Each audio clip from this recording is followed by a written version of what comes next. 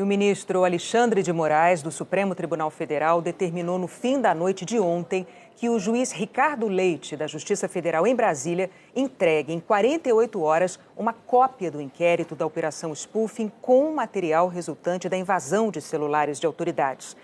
Na decisão, o ministro menciona notícias veiculadas apontando indícios de investigação ilícita contra ministros da Corte.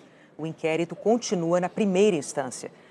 Nesta quinta, a Folha de São Paulo, em parceria com o site Intercept, publicou supostas mensagens indicando que procuradores da Lava Jato no Paraná pretendiam investigar ministros do Supremo. A reportagem afirma que Dallagnol teria incentivado colegas em Brasília e Curitiba a investigar o ministro Dias Toffoli sigilosamente em 2016, numa época em que o atual presidente do STF começava a ser visto pela Lava Jato como um adversário. Ministros do Supremo não podem ser investigados por procuradores da primeira instância, como Dallagnol e os demais integrantes da Força Tarefa, só com autorização do próprio Supremo e pelo Procurador-Geral da República. Numa suposta mensagem, Dallagnol consulta procuradores que negociavam com a empreiteira OAS acordo de colaboração. Caros, a OAS trouxe a questão do apartamento do Toffoli?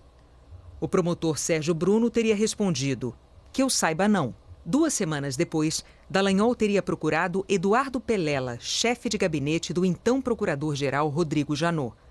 Na suposta mensagem, Dallagnol diz saber que a competência é da Procuradoria-Geral da República, mas que poderia contribuir com informações acessando fontes.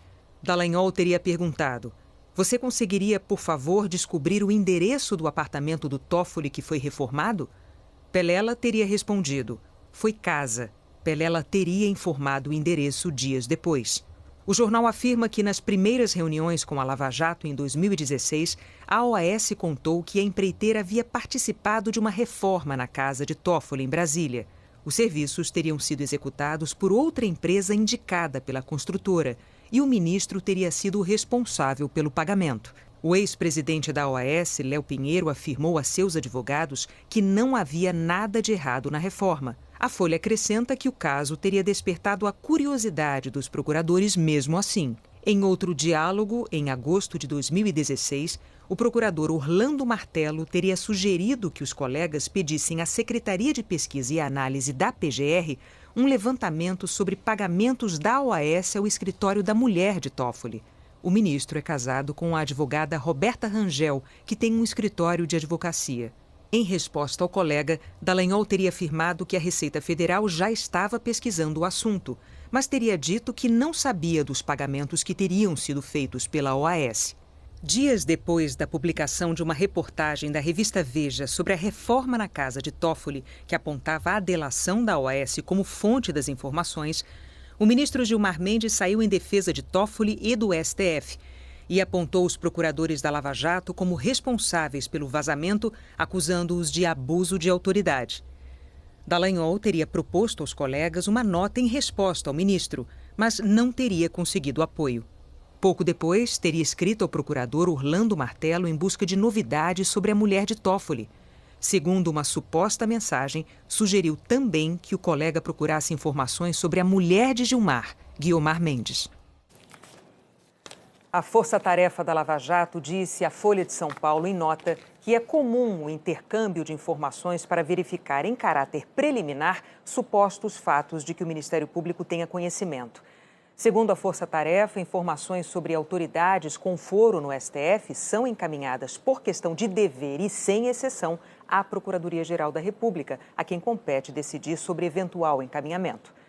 A Força-Tarefa reafirmou que não reconhece a autenticidade do material e que ele foi obtido de forma criminosa. O procurador Eduardo Pelela não quis fazer comentários. O ministro Dias Toffoli não quis se manifestar à Folha sobre as mensagens, assim como a Procuradoria-Geral da República. Em nota pública divulgada nesta sexta, a Associação Nacional dos Procuradores da República voltou a criticar o inquérito que apura ofensas ao Supremo. Nesse inquérito, Alexandre de Moraes pediu cópia das mensagens. A associação afirmou que o Ministério Público Federal já decidiu pelo arquivamento da investigação e afirma que isso torna as decisões do ministro Alexandre de Moraes manifestamente ilegais. A Procuradora-Geral da República, Raquel Dodge, havia anunciado o arquivamento do caso, Mas Moraes rejeitou, alegando que isso não estaria no âmbito de competências do MP por se tratar de um inquérito interno do Supremo. Segundo a nota pública da Associação Nacional dos Procuradores, as decisões judiciais adotadas pelo ministro com base no inquérito número 4.781 colocam em xeque a isenção e a imparcialidade do Poder Judiciário e produzirão elementos nulos em qualquer processo. Sobre o requerimento das mensagens pelo ministro, a associação disse que os respectivos dados foram obtidos de forma criminosa, por meio de captação ilícita, violando os postulados do Estado Democrático de Direito. Ainda, segundo os procuradores, por essa razão, são completamente nulos os efeitos jurídicos deles decorrentes. Ou seja, para a associação, as mensagens não podem servir como prova em processo judicial. Ontem, antes da sessão do Supremo Tribunal Federal, o ministro Gilmar Mendes defendeu que os conselhos do Judiciário apurem os fatos. Eu tenho chamado a atenção aqui, falar para os colegas, essa é a maior crise que se abateu sobre o aparato judicial do Brasil desde a redemocratização. É a maior crise. O envolvimento de dois eixos chaves do sistema. A Justiça Federal está com seu prestígio muito abalado e a Procuradoria-Geral da República, na sua inteireza, está com seu prestígio muito abalado. Ninguém deve saudar hackeamentos e iniciativas desse tipo, mas as revelações são extremamente graves.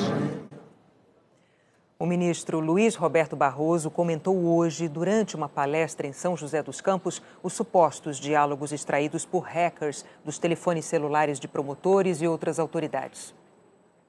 Mas é preciso estar atento, porque parte da agenda brasileira hoje foi sequestrada por criminosos. É muito impressionante a quantidade de gente que está eufórica com os hackeadores, celebrando o crime. E, na minha percepção, há mais fofoca do que fatos relevantes, apesar do esforço de se maximizarem esses fatos. Com um detalhe: e se tiver alguma coisa errada, o que é certo, o que é errado. Porém, há um detalhe importante aqui. É que, apesar de todo o estardalhaço que está sendo feito, nada encobre o fato de que a Petrobras foi devastada pela corrupção. Não importa o que tenha, não importa o que saia nas gravações.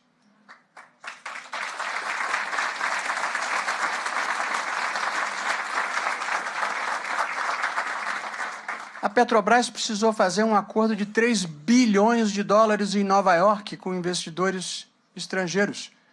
Ou então o judiciário americano faz parte da conspiração.